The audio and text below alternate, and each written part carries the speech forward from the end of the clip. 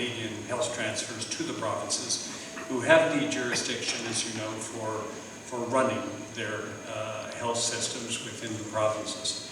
But you pointed out that during our mandate, our federal health minister sat down with the health ministers of all of the other 9 provinces and the territories and reached a significant agreement called the Canadian Health Accord.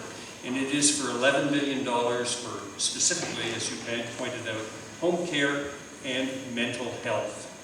The fact that there was agreement amongst all of them, I think, is a sign of hope. So it is something that possibly could be done in the future to enshrine it. It is not at the moment, but it is significant that we got as far as a Canada Health Accord, that all provinces and territories signed on, recognizing how important it was now to provide additional money over and above the health transfers for both home care and for mental health. Thank you. Mr. Green. So this is such an important question. You know, in the last 5 years, I lost my own mother, and in her final years, she was suffering from dementia.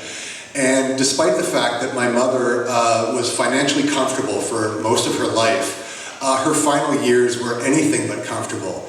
And that was the product of a major gap in the system that exists. And so I have to say I'm very proud to be a member of a political party that is proposing to address both of the issues that you've mentioned, adding home care and mental health to the Canada Health Act.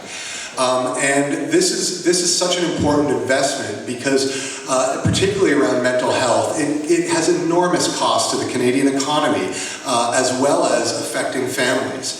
And I know that also very personally because I work in a profession where, you know, teachers burn out in Quebec.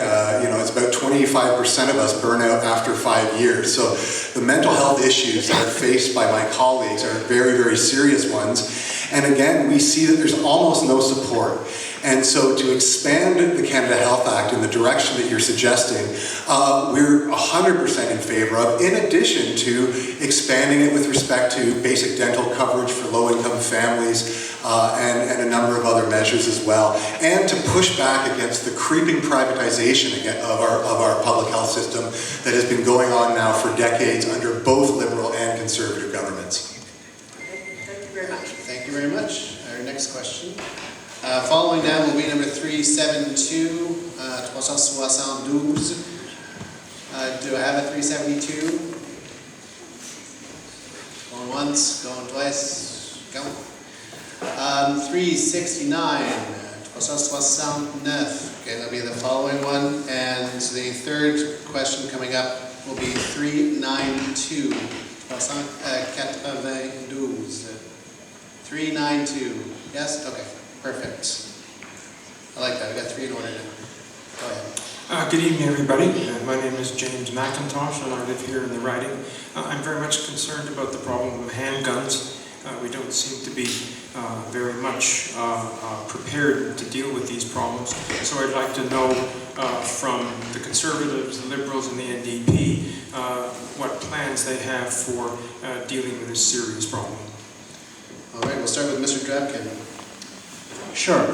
The focus of our efforts needs to be on the criminals, the ones that use handguns in the commission of crimes, and in particular the gangs that are constantly engaged in this type of activity and are threatening our streets. We have a plan to deal with gangs and to get tough on crime.